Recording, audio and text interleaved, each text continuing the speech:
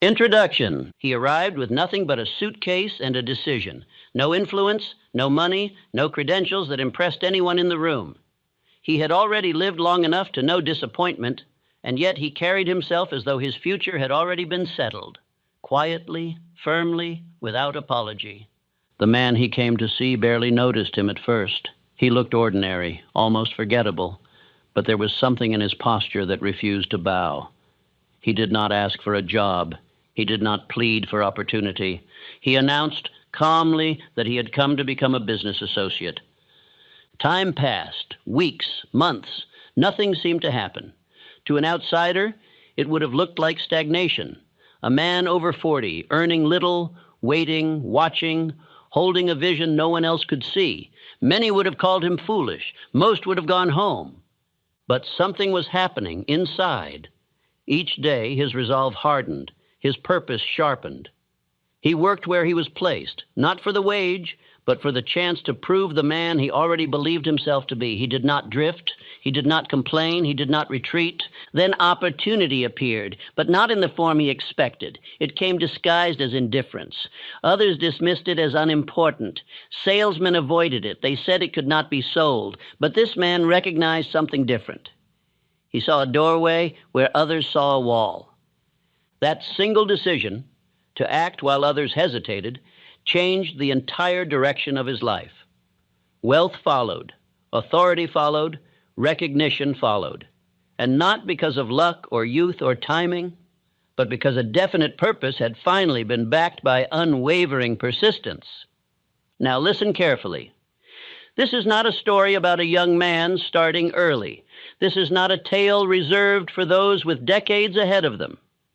This was a man who refused to let age become an excuse and refused to let past delay dictate future outcome. If you are over 40, you know the weight of time differently. You feel the pressure more clearly. You have lived long enough to see plans postponed, promises half kept, potential delayed. And that is exactly why this moment matters more now than ever before.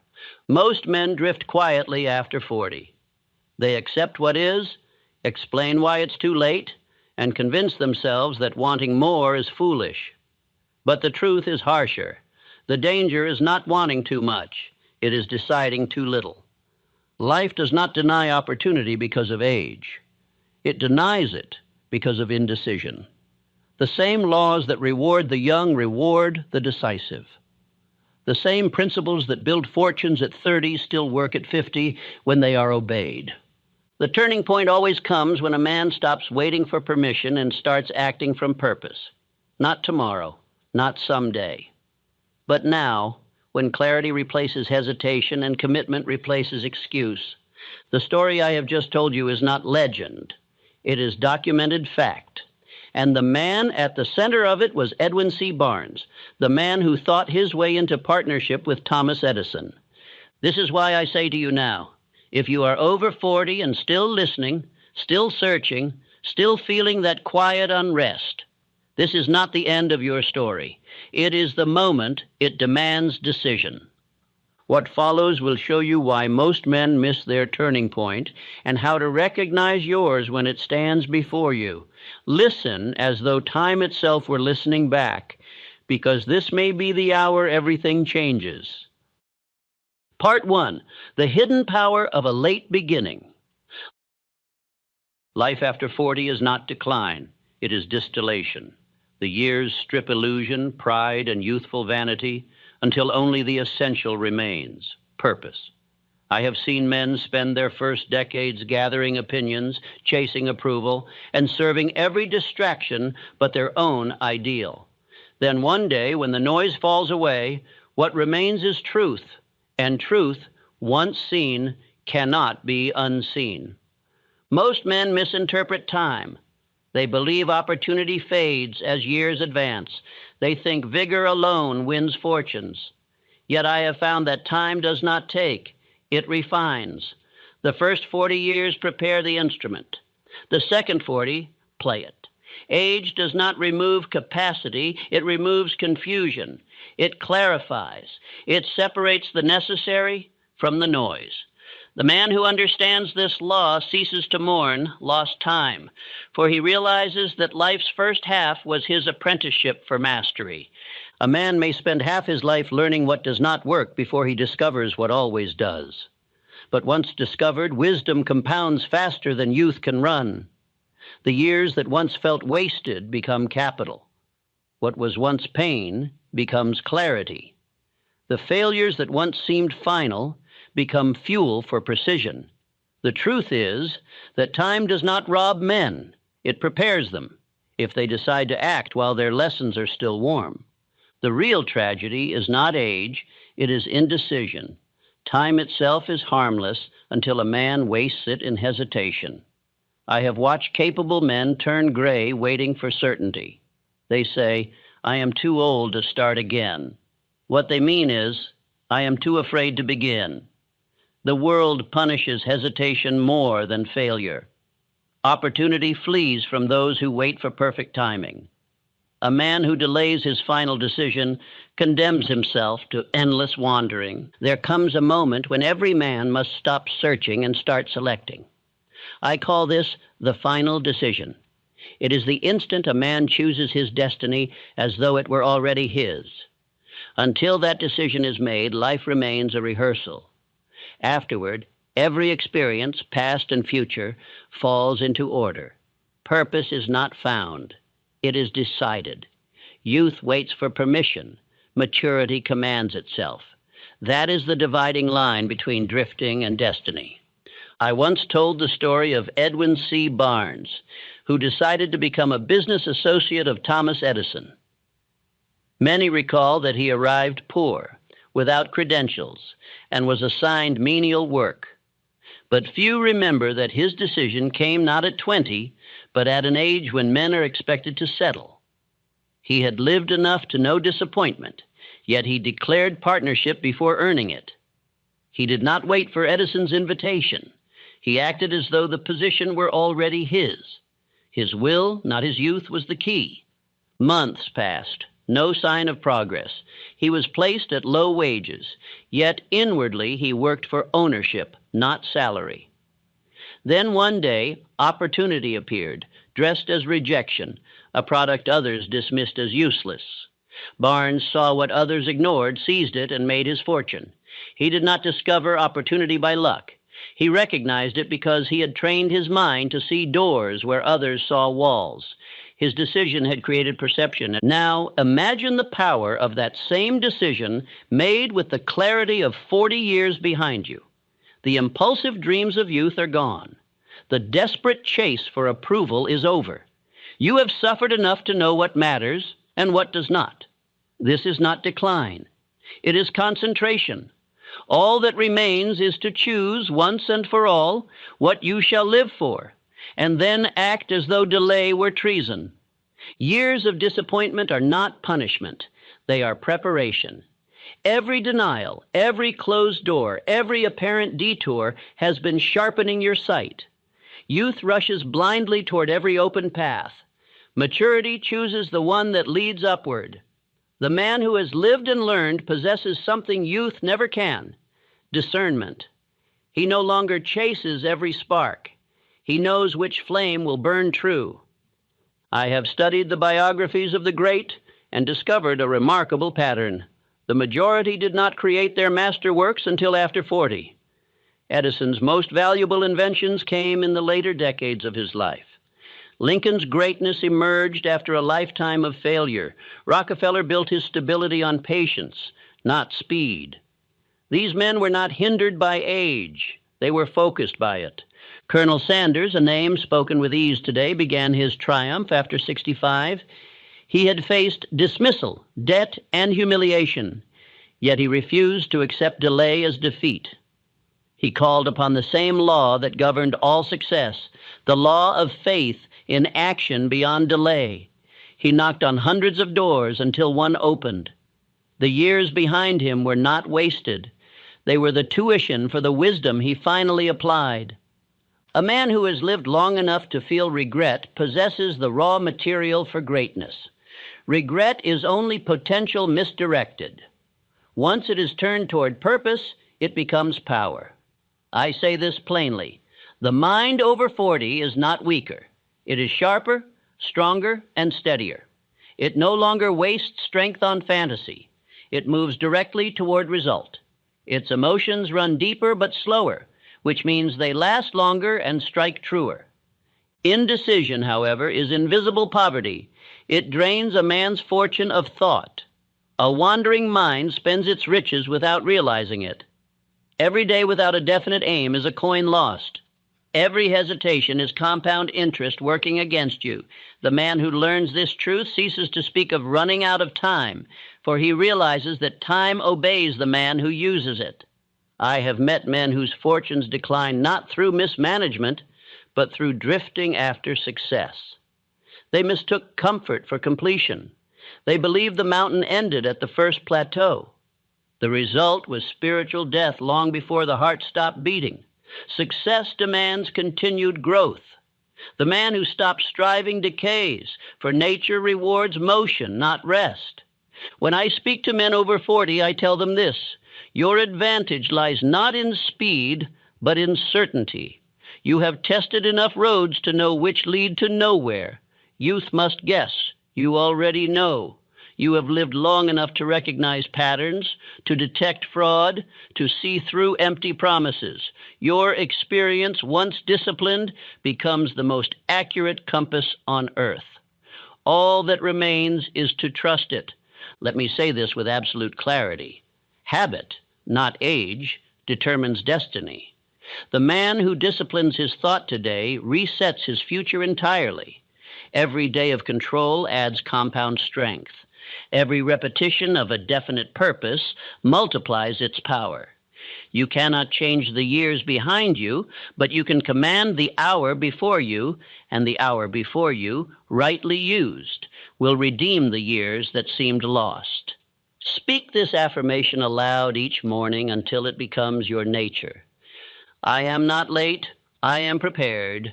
The years behind me were the tuition for the wisdom I now apply. I have seen enough to decide, and I decide now. These words are more than comfort, they are command. They align your subconscious with destiny. What the mind repeats, it believes. What it believes, it executes. Imagine how others will see you when this conviction takes hold. They will sense a quiet steadiness, a dignity born not of arrogance but of clarity. They will notice that you do not rush, that your words are deliberate, that you move with purpose. You will seem untouchable not because of wealth or youth, but because of the invisible confidence of a man who knows his time has finally arrived. Edison, working through nights when others slept, was not driven by chance. He was moved by faith in continuity, that every failure was a step closer to success. Rockefeller's empire was not built on aggression, but on patience. Lincoln's strength came not from optimism, but from endurance through darkness. These men did not grow weaker with age, they grew inevitable. You must now make the same decision they made. Stop asking whether it is too late and start asking whether you are ready. The years behind you have trained you to see clearly. The years ahead will reward clarity with abundance. You have been gathering materials, now you build. You have been preparing. Now you act. This hour is not the end of your story. It is the unveiling of your strength.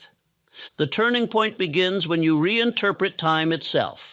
You will no longer say, I wish I had started earlier. You will say, everything I needed, I learned by waiting. You will cease to envy the young, for you will see that their advantage is illusion. Speed without direction ends in circles, but slow, certain movement toward a definite goal arrives every time. Do not look back except to learn. Do not look forward except to plan. Look inward and command. For the man who has lived and learned carries more treasure within than he realizes. Let the younger chase novelty. You shall build permanence. Let others seek attention. You shall seek mastery. Life's true power begins the moment you realize that nothing has been lost, only refined. This is the hidden power of a late beginning. It carries no guesswork, no illusion, no haste. It is pure intention, directed by wisdom, reinforced by faith. Those who discover this truth no longer fear the ticking clock, for they understand that the clock itself obeys decision. For time is never your enemy, indecision is.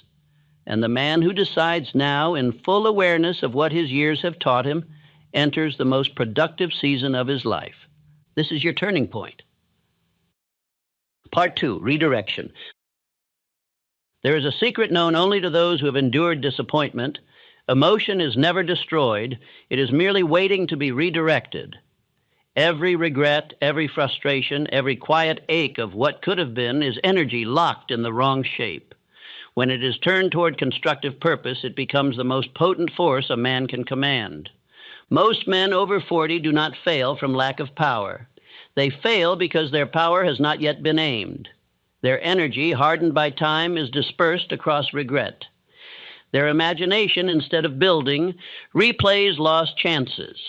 They are like rivers that have flooded their banks, powerful but unproductive. Yet once the channel is redirected, the same current lights cities instead of drowning fields. The mind, over 40, feels more deeply than in youth. Its desires burn slower, but their flame is enduring. Properly guided, it becomes a furnace of creation.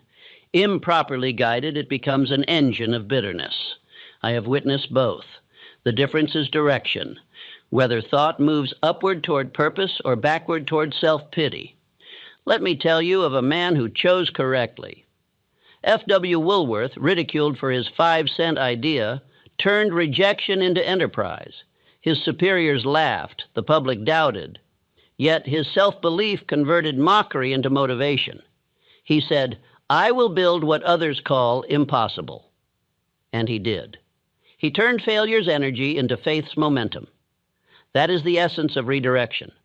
Many call it persistence, but persistence without redirection is mere stubbornness. True persistence is intelligent re-aiming, the deliberate decision to use life's blows as building material. Every emotion that seems destructive can become power when repurposed by thought. This is what I call mental reinvestment, converting yesterday's losses into tomorrow's capital. Emotional fatigue, that gray heaviness many men feel in middle age, is not the exhaustion of work. It is energy trapped in regret. Free it, and the man rises. Direct it, and the man creates. When you take what you once called pain and reinterpret it as tuition, vitality returns. Every defeat was teaching you something essential about yourself. Do not abandon the lesson, convert it. I warn you, bitterness is only belief turned backward. It is faith with its face to the past. The cure is not denial, but reversal. Faith must look forward. To believe in failure is to worship delay. To believe in possibility is to command creation. The mind cannot hold both at once. You must choose. The moment you choose, energy moves. Understand this law. One well-directed year, born of clear decision, can equal 10 years of scattered effort. It is not time that multiplies results, it is focus. A single idea pursued with discipline yields more than a lifetime of half-hearted attempts. Purpose is the lens that concentrates all light into flame. Many men resist repetition because they confuse it with stagnation. They say, "I have heard this before." But repetition is the hand that carves belief into the mind. A man grows rich not from what he learns once, but from what he remembers daily. Thought repeated becomes command. Command becomes habit. Habit becomes destiny. The wise never tire of reinforcement. Adversity in middle age is not cruelty. It is purification. It strips away what was borrowed and leaves what is true. When a man endures difficulty after 40, it is life asking, "Will you now use what you know?" The same storm that destroys the weak polishes the strong. What you once called loss is now training in endurance. Controlled imagination can rebuild a man faster than any external aid. The mind is the silent workshop where reality is shaped. You must sit quietly each day and construct in thought the man you now decide to be. Do not hope, build. See yourself living with decision, working with calm purpose, speaking with conviction. The subconscious, fed these pictures repeatedly, begins to obey. Say this aloud each morning. Nothing I have lived is wasted. Every defeat refines me. Every disappointment strengthens my faith. I do not start over. I start higher. Speak it until it becomes your rhythm of thought. You will soon feel within you a new kind of fire, not youthful frenzy, but steady power. Consider Henry Ford. He failed repeatedly before the world believed in him. Every setback became blueprint, every ridicule a lesson. He never cursed failure, he redirected it. When investors withdrew, he invested deeper belief. When engineers doubted, he built alone. His triumph was not invention, it was redirection of energy. I once met a man who rebuilt his fortune after bankruptcy. He told me, "The day I lost everything was the day I stopped wasting my anger." He took the energy of humiliation and poured it into daily excellence. Within 3 years, he was wealthier and far calmer than before. Discipline turned loss into leverage. Dr. Frank Gonzalez once dreamed of building a college for poor youth. He had no money, only conviction. One Sunday, he preached a sermon not about poverty, but about faith in action. Within days, a benefactor gave him the $1 million he needed. His redirection was simple, from wishing to deciding. He aimed his belief outward, and the world responded. When you apply this law, your face changes. Others see in you not haste, but command. They sense direction. They notice that you do not waste breath on complaint, that you are not driven by comparison. They cannot explain your calm, but they respect it. Confidence begins to gather around you like an atmosphere. This is the second turning point of life after 40, from reaction to redirection. You will no longer fight what has been. You will use it. The years behind you will not drag you down. They will push you forward.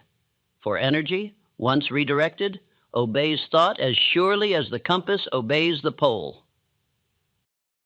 Part 3. The Law of the Unshakable Mind. A man's true turning point comes when he rebuilds belief after disappointment. The one who can restore faith once it has been broken becomes indestructible.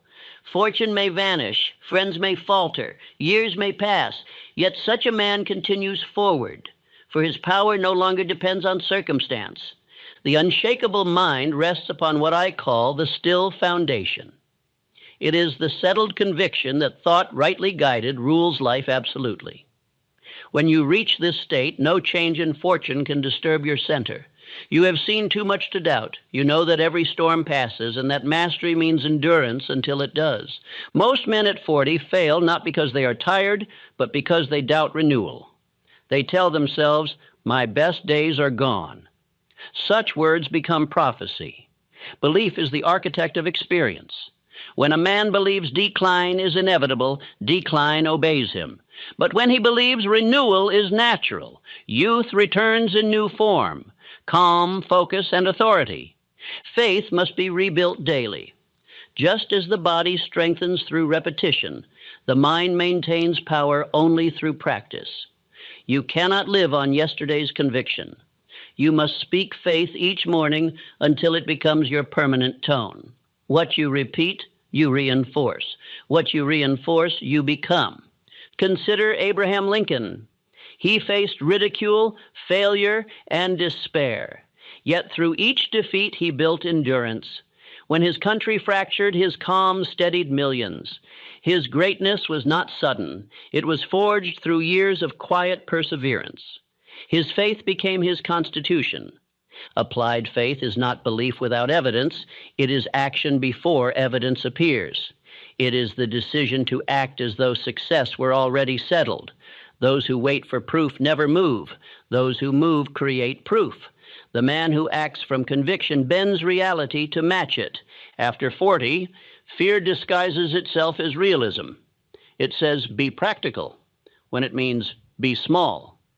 You must learn to recognize this mask and tear it away. There is prudence, yes, but prudence guided by purpose, not by doubt.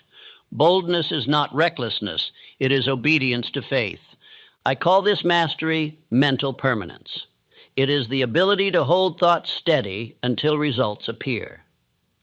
Most men shift goals as easily as the wind changes direction. The unshakable mind holds its picture of success unwaveringly. The world adjusts in time. Reality bends to endurance. Others will notice the difference. They will speak of your calm authority, your confidence under pressure, your quiet magnetism. They will say, "He cannot be rattled." What they feel is faith solidified into presence.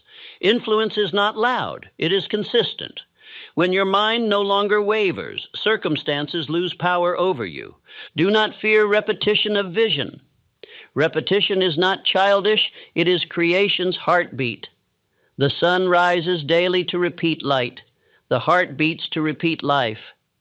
You must repeat your faith until it becomes permanent rhythm.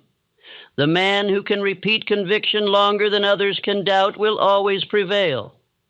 To rebuild self-respect after failure, begin with small promises kept. Promise to wake early, to study daily, to speak kindly.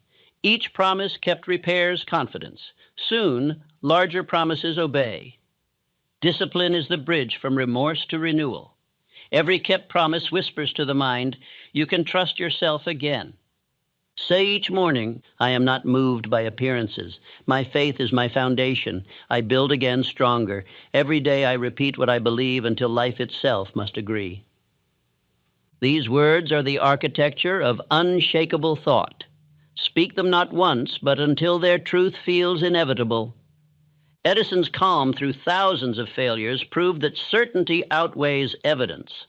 Carnegie's serenity in crisis showed that command of mind governs outcome. I once knew a man who lost his fortune yet refused panic. He worked quietly, rebuilt gradually, and earned a respect wealth alone could not buy.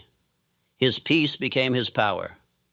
The decisive moment after 40 is not physical but spiritual. It is the day you stop begging life for proof and begin dictating its terms. The battle is not with time, but with doubt. Once faith conquers doubt, all else yields naturally. When you embody this law, others sense it before you speak. They defer to your presence, trust your counsel, and admire your steadiness. Age becomes your crown. Failure becomes your foundation. Life becomes the mirror of your faith. You cease to chase opportunities. They begin to find you. This is the fulfillment of the promise, the turning point. It is not a single event, but a settled way of being.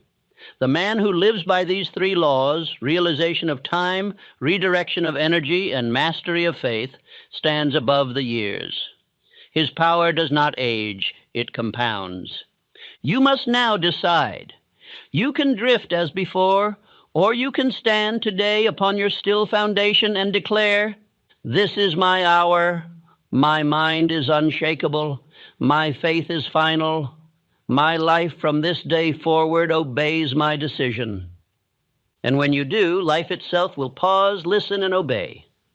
For the man who commands himself commands time.